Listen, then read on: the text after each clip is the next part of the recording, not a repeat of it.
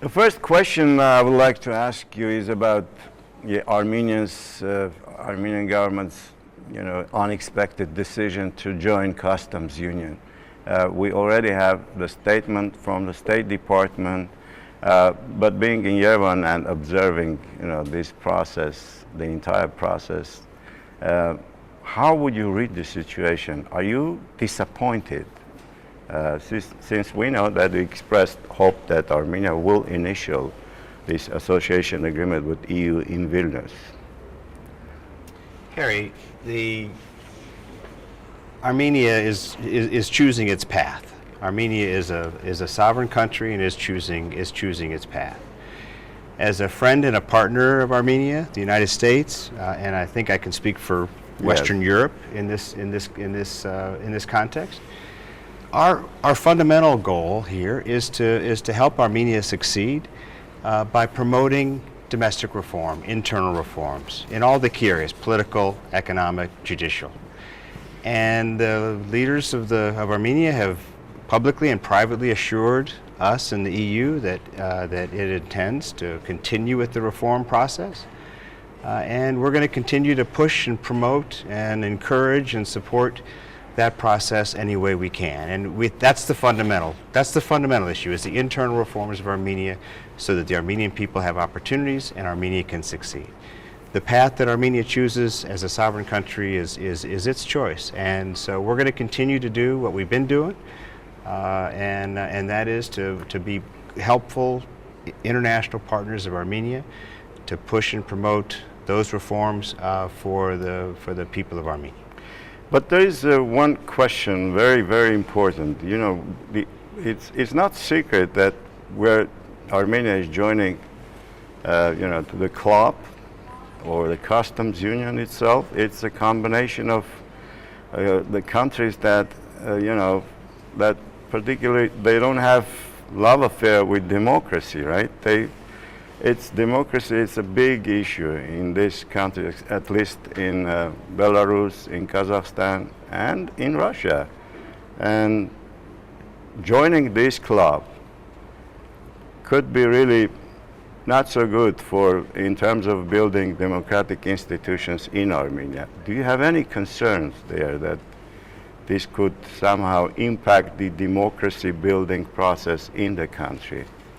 Well, Harry, you mentioned in the first question how I had spoken out quite openly about the EU association process being a good thing for Armenia, and I did that for a reason, because I have felt, and I still believe, that Western partners will be good for Armenia, that the EU track was a good magnet to pull Armenia in the right direction on democracy and governance and rule of law, and I still feel that way. But again, Armenia will choose its own path, and there's nothing in the customs union that's going to prevent Armenia from taking the necessary internal steps that the President, the Prime Minister, and everybody have publicly committed to take in terms of reform in all the key sectors. And so that, again, I'm just going to repeat it again, that the United States, and I'm confident the European Union, Mr. Foulé, you had a very good interview with Mr. Foulé that I saw, where he also committed that the EU was going to continue to work with Armenia to deepen the partnership wherever it can, and to promote those domestic reforms wherever there's the political will here to do so. Mr. Ambassador, I cannot really not to ask this question. I spoke with Mr. Foulé and I asked him, was he surprised, shocked, and did he have prior knowledge that this is coming, that this is going to happen? And the answer was positive. Yes, he was surprised. He was shocked. What's your answer? Well, have you had any prior knowledge? No, we have a close relationship with Armenia. I've got a good relationship personally with the leadership, but our bilateral consultations with Armenia are broad and deep, and as friends, we're very honest with each other. I don't know the evolution of how this happened and when it happened and all the factors that went into the President's decision. Obviously, I'm not privy to that. I have no reason to be privy to that. I had been expecting up until pretty recently that the Vilnius, both agreements would be initialed at Vilnius. So we can read this as you didn't expect, right? Now, is there a chance that this U-turn could somehow impact negatively on U.S.-Armenia relations? Is there a chance that really... Harry, again, you're asking me the same question in a lot of different ways, Yeah, and I'm yes. sorry, I'm going to give you the same answer. But this one is specific. U.S.-Armenia. U.S.-Armenia relations are based on our mutual interest, frankly, in Armenia's success. Now, we have other interests in the region: peaceful resolution of Nagorno-Karabakh, normalization, reconciliation with Turkey. We have other interests as well. Iran is another interest. So we do have other regional interests. The United States does, that we care deeply about. And I don't see how this affects any of those regional issues. I think the biggest impact, the biggest question is possible impact on the domestic reforms. As I've said before, the leadership has publicly committed to continue those reforms, and we're going to continue to promote those reforms and support those reforms wherever there's the political will to proceed. And as long as we can continue to do that, I think we'll be able to improve our economic relationship here with more trade and investment, which I think is key to Armenia's future, because I think it's all about opportunities. The Armenian people are smart, talented people, young people here, amazingly talented people. They need opportunities. And we're going to try, the United States, we're going to do what we can with our private sector, with our USAID, foreign assistance cooperation, and with all of our diplomatic efforts. We're going to try to help create those opportunities wherever we can here in Armenia. Mr. Ambassador, you recently issued a statement about these attacks on some, activists in Armenia. So the civil society is unhappy with this U-turn as well. So, and activists taking part in protests were attacked in Yerevan, and NGOs are accusing that authorities should be blamed for this. They are, in fact, behind these attacks, according to these NGOs. How would you comment on that?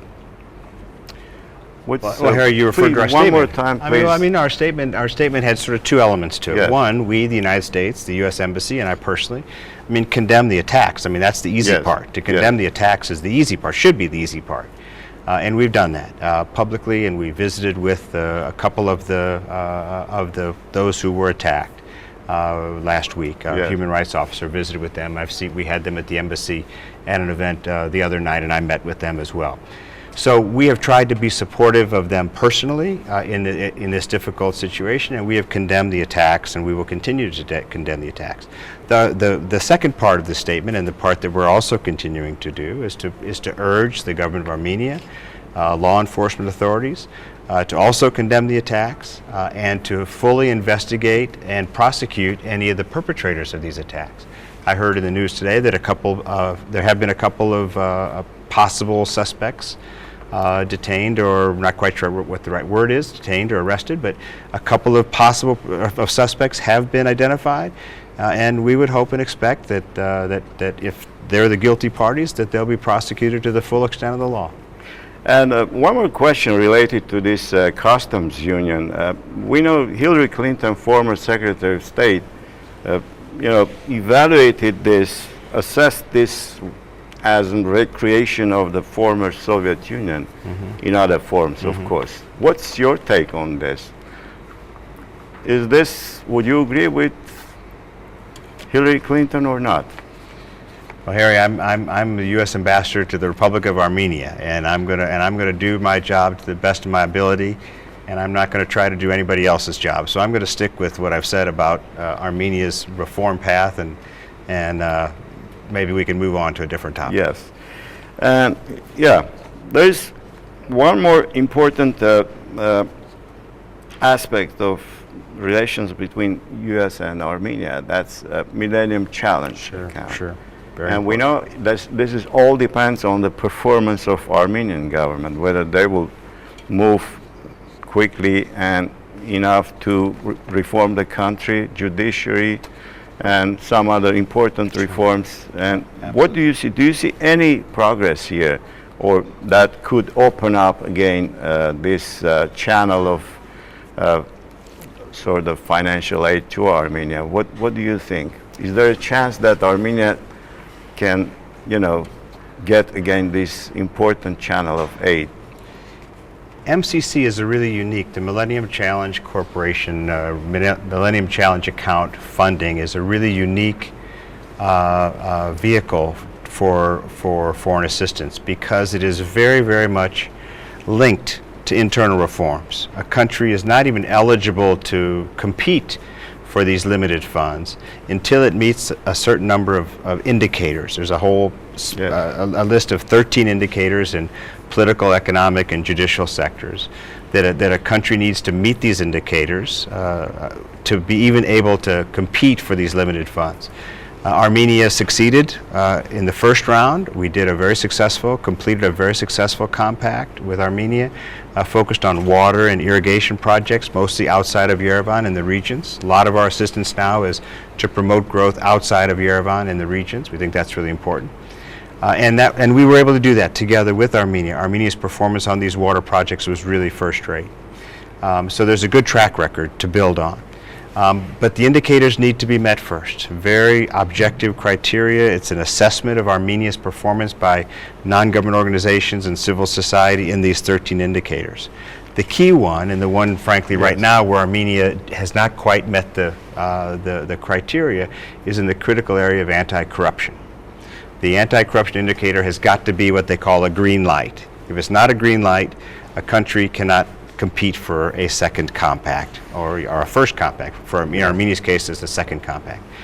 Armenia right now is a red light on anti-corruption. It's very close to the level required to turn it to green, but it in fact is that right now the anti-corruption indicator for Armenia is in the red category. So that's our goal through our foreign assistance, our cooperation, our dialogue, and our work with the Armenian government and with civil society to improve Armenia's performance in that indicator, in that really important sector, so that it can then compete for an MCC second compact at a later date. And I hope that'll be soon. But we're hearing from this the same activists, and these are the people who are really keenly interested to see their country, reform itself. But according to them, it's not happening. And they believe that this is all just a part of the show that the Armenian government is successfully conducting, and the Western countries, including U.S., are not able to see really what's happening on the ground. How would you respond to this kind of criticism? I would say, Harry, that the government's stated policy is evolutionary change, evolutionary reform, evolutionary transformation of Armenia, and that's frankly what I see. Could it be bolder? Yes, of course, the reforms could be bolder, but the evolutionary approach that the government has chosen, I see evidence that it's making progress and demonstrating some political will in some sectors to make progress in terms of evolutionary reform. And there are examples. I mean, the trafficking in persons is a really critical area. Armenia has just moved from what we call Tier 2, which is the middle category, to Tier 1, which is the top category. More work needs to be done. The battle against trafficking is never over, but Armenia, through a strong process, demonstrating real political will and interagency cooperation among the law enforcement and the Deputy Prime Minister and the Foreign Ministry all working together, has successfully moved from Tier 2 to Tier 1. That's only one example of others. There's on the anti-corruption side, I saw some news reports about a reform in the procurement sector. Really important procurement sector, so public procurements. And the Finance Ministry is working with some really key independent civil society, non-government organizations, Transparency International and the Freedom of Information Center, really important independent partners to help the Ministry of Finance improve the procurement process. There's also the Open Government Partnership. Armenia has a work plan, a very active work plan, and it's made progress along the work plan in terms of this Open Government Partnership. All this to say is there are real reforms in some key areas. Again, could it be bolder? Yes, it could be bolder. Is there stuff that we would like Armenia to do? Absolutely. And we're going to continue. And we're going to continue to push and promote promote those reforms. Absolutely.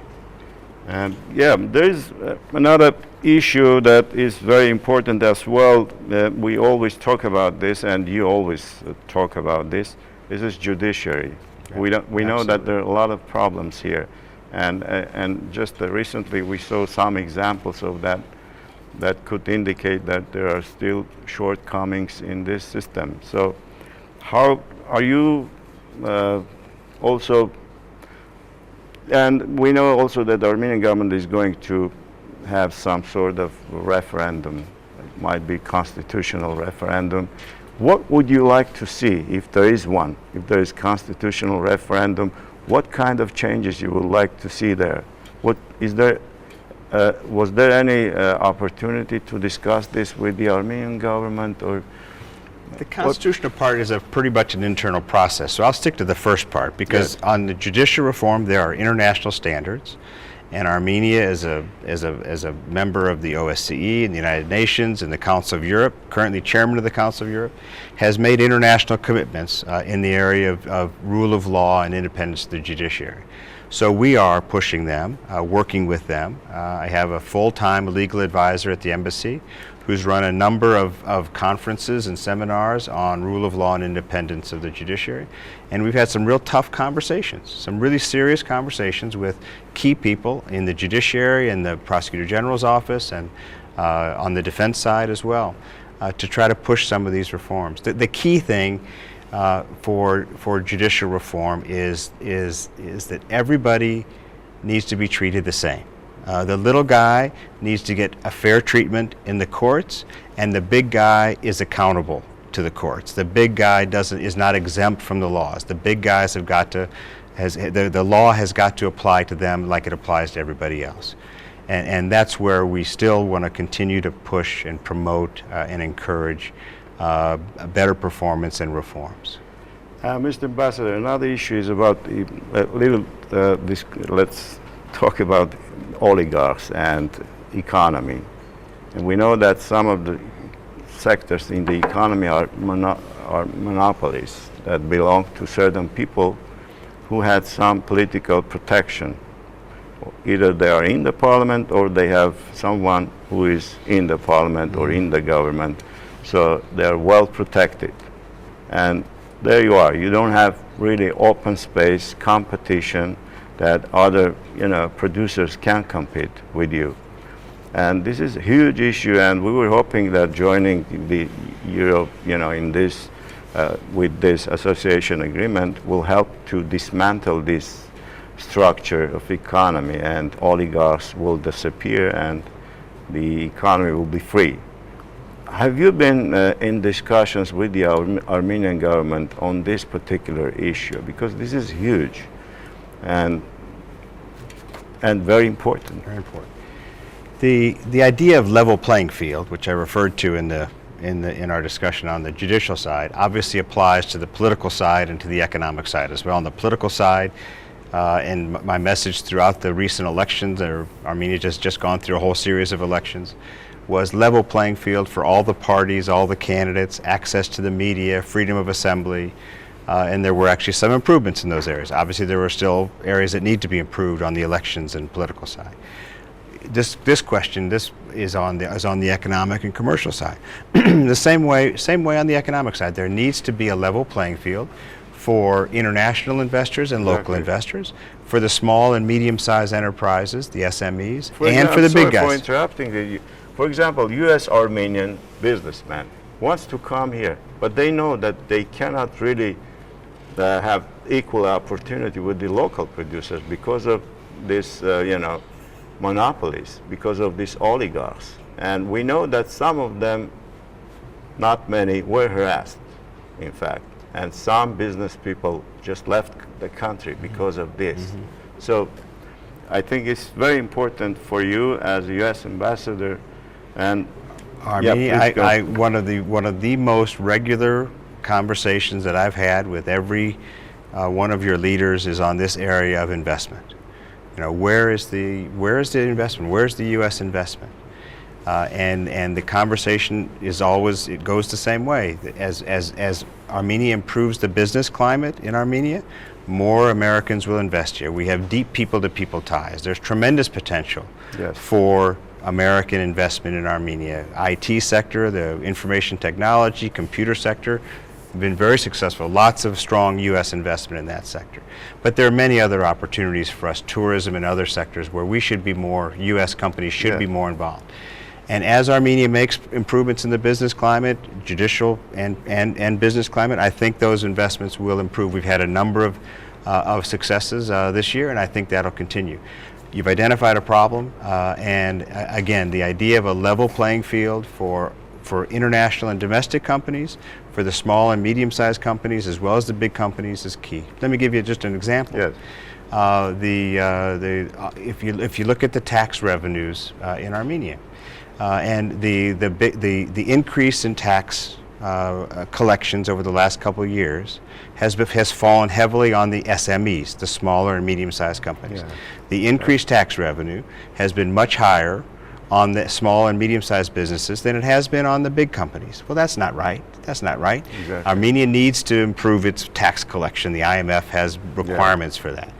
But the tax collection should be fairly apportioned among the bigger companies and the smaller and medium-sized companies. The engines for growth in a country are the SMEs, not the big guys. The big guys are important, but the engines for growth and the innovation and the talents of the Armenian people, the opportunities for young workers are in the small and medium-sized, the startups and the small and medium-sized enterprises.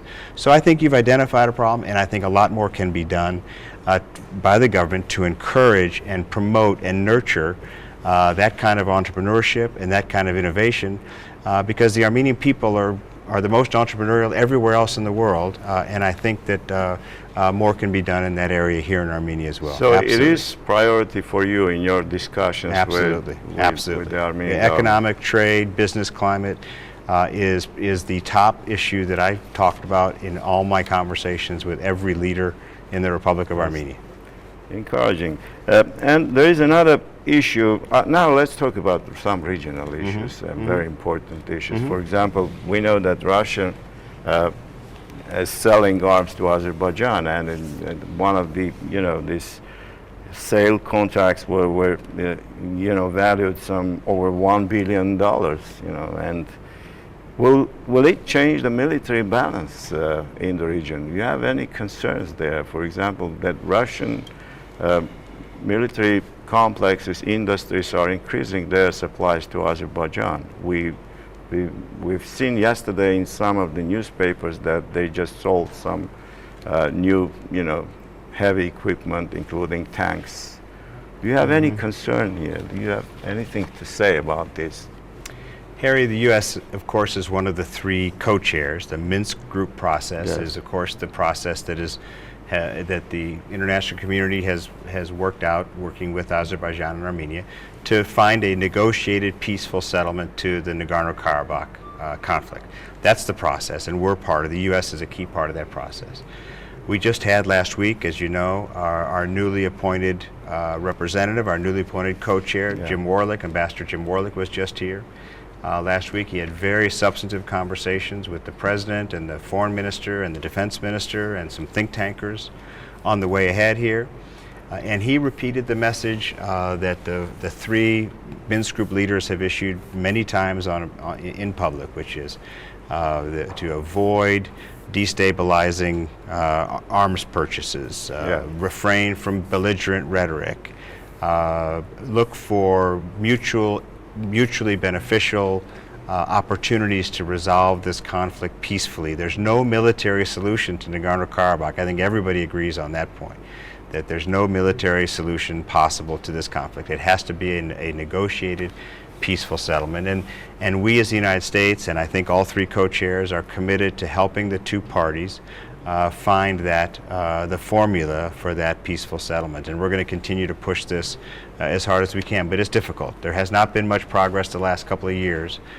We hope there can be more progress in the years to come. And let's put it this way, are you communicating with Russian government on this particular issue, or is it? We talk to the, we are very close. Russia is one of the other three co-chairs. Yes. It's Russia, France, and the United States. And we talk to them all the time on all issues related to Nagorno-Karabakh. On all issues related to Nagorno-Karabakh, including this Azerbaijan and arms Armenia. sales. We talk to them about a full range of issues on how do we find a solution, how do the three of us help the two parties to find that right formula. We talk to the Russians and the French about this all the time. And yet now another thing that U.S. we know that the U.S. Congress also allocates a little amount also for Nagorno-Karabakh, and some part of this previously was being used for irrigation and the other part for demining. But now we heard that, you know, we're hearing more and more that this irrigation help was blocked somehow by Azeri government. Is that the case, or can you comment on this, that this U.S. aid is only being used for demining purposes? Harry, our assistance to Nagorno-Karabakh, U.S. cooperation with the Nagorno-Karabakh has been we've held it very steady. As you can tell from any U.S. news program, our budgets are being cut and under severe pressure all across the board. The specific budget, the foreign assistance budget, and the Europe and Eurasia Bureau has taken a major hit just because of the circumstances elsewhere in the world. So budgets all over the region are under severe pressure. And despite that, we've been able to maintain a level of $2 million of cooperation, partnership, foreign assistance to Nagorno-Karabakh in humanitarian areas. The two areas that you've identified are the areas that we focused on. The demining is a critical humanitarian issue, and also water projects, irrigation, we thought have been very helpful and important. And we're going to complete those that are ongoing projects. Our thinking on this is that what you've said is accurate in that we are going to focus on the demining for the next 2.5 years. Because we've just done a study on this. It's our assessment that if we can focus like a laser on the demining, we can finally, once and for all, end this humanitarian problem in Nagorno-Karabakh. There's at least there's a half a dozen to 10 maimings and killings a year from these mines. The mines are still there. And we think, the experts tell us, and the company tells us, that with some additional resources in the next 2 or 2.5 years, we can actually declare, the company can declare Nagorno-Karabakh mine-free, allowing them to open up for agriculture and other kinds of economic activities. Once that happens, and it will only be, we think, a couple of years, we'll then resume the humanitarian assistance in the other areas. Mr. Ambassador, as I understand, you say that, you know, the Azeri pressure has nothing to do with this. You just, U.S. government just wants to focus on demining. This is between us and nothing. This is us and Congress and Nagorno-Karabakh. And no Azeri pressure had any role on this. This is between us and Congress and Nagorno-Karabakh. Now let's talk about Armenia, Turkey, and now the 100th anniversary of the Armenian Genocide is approaching, and all eyes are on Washington. Every year we wait what's going to come out from the White House, and every time there's a little bit creative linguistics in the statements on genocide, and it's getting stronger and stronger, but there's a limit. You know, you cannot just invent another term that can substitute genocide, right? You have to finally say genocide. You expect that on that day something can happen and Armenian people around the world can be relieved and say, finally, thanks God. And we heard the word. Harry, I'm not going to predict the future here. I'm not in the future prediction business, but I can say a couple of things. Washington is deeply aware of the importance of the centennial to the Armenian people, absolutely. But I do think that the president's statement, for the entire time he's been in office, his Remembrance Day statement is a very strong statement. And it acknowledges all the horrors and all the facts in all their horror. 1.5 million Armenians massacred and marched to their death in the final days of the Ottoman Empire, one of the worst atrocities of the 20th century. His statement and the statement that I use following him acknowledges the facts. And I think that's a really critical point in dealing with this very difficult issue. I can't predict the future of exactly how it's going to go. I would just say that Washington is deeply aware of the importance of the centennial to the Armenian people. Absolutely. And I think, have you been also communicating with the Turkish government? For example, this date is very important, not only for Armenia, but also for Turkey as well. And is there any indication from Turkey that something can be changed there as well? Do you think that? The answer to the first part of the question is yes. We talk to the Turkish government all the time. And we've had very, very strong and detailed and regular consultations with them, conversations with them on all issues related to the protocols, the Turkey-Armenia protocols, which, as you know, were signed 2009. Very courageous by both parties to sign these. We have been promoting and pushing for these to be ratified and implemented. The problem has been on the Turkish side of the border. The former Secretary Clinton said many times the ball's in Turkey's court on this, and that's the reality. So on all issues related to the protocols, we have been very vocal and very regularly discussed with the Turkish authorities what they need to do. I can't, again, I'm not ambassador to Turkey, so I can't tell you everything that's going to happen there. I'm not going to predict, certainly not going to predict what the Turks are going to do. But the answer to your question is whether we talk to them about all these issues. The answer to that question is yes. And there's one important issue in Armenia now. Everybody is talking. There's a word in Armenian, artagaht, which could be said like exodus in a religious term. It's like really emigration, basically. But emigration. In really, it's immigration, but little bit more than that, right? And it could be like many people. It's loss of population. It's a huge loss. It's like country is bleeding. So many people are leaving country. Are you worried about this? That Armenia losing its population, its working men and women, so rapidly? Harry, the Armenian people are among the most talented people in the world, everywhere in the world. The United States and every country, many countries have benefited tremendously from our diaspora. But Armenia itself is full of Armenians, and those Armenian people are talented people and need opportunities, both of a political nature but also economic nature. They need to know that they're free to speak their mind and to assemble and peacefully demonstrate, and that's why all these political issues that we've talked about are so important, because smart young people, smart people of all sorts, they want to have the freedom to express their opinion and to have some input into how decisions are made in their country. So the political reforms that we've talked about are a very important part of the process. But on the other side, the economic opportunities are critical.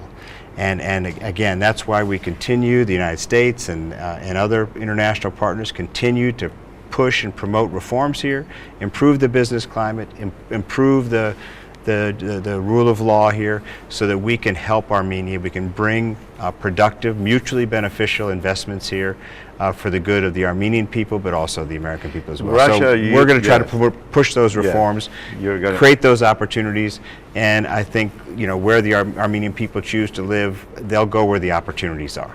And Russia keeps saying that there are over 2 million Armenians in Russia, and so we're allies. But there are at least more than 1 million Armenians living in the United States. Would you consider Armenia your ally? Well, I think friend and partner is the right term. I mean, friend and partner, I think, is the right term.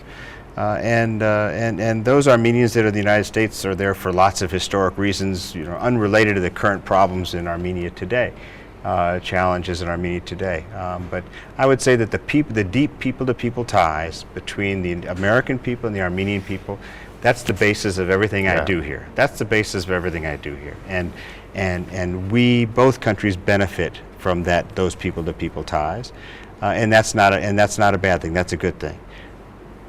Again, getting back to your first question, though, the opportunities need to be here, one, for the Armenian people, but also to encourage repatriation. we have a good number of American business people, young people who have come back to Armenia, diasporans who've returned to Armenia to create businesses here. That's a very good trend as well. Perhaps more could be done by the embassy and the community and the government maybe to attract young investors to come back and bring their families and actually live in Armenia. So repatriation is another part of this that's process. That's a very important statement Yeah, you yeah. just made, because this video is also being watched in diaspora. Right. So actually you Absolutely, you'll there's be a lot of effort. creating, you know, sort of, you'll be helping them Well, to it'll come be here. good for both You're countries. calling them to come here. Be to good for invest. both countries. Be good for both Thank you, countries. Mr. Ambassador. Harry, It thank was you for your really time. Appreciate great it. to have you here in our new studio, and thank Well, you for congratulations coming. on your new space, and you have a great team, sir. We enjoy working with you. Thank you very much very for much. what you do Thank for you. Armenia. Thank you very Thank much, you. Harry.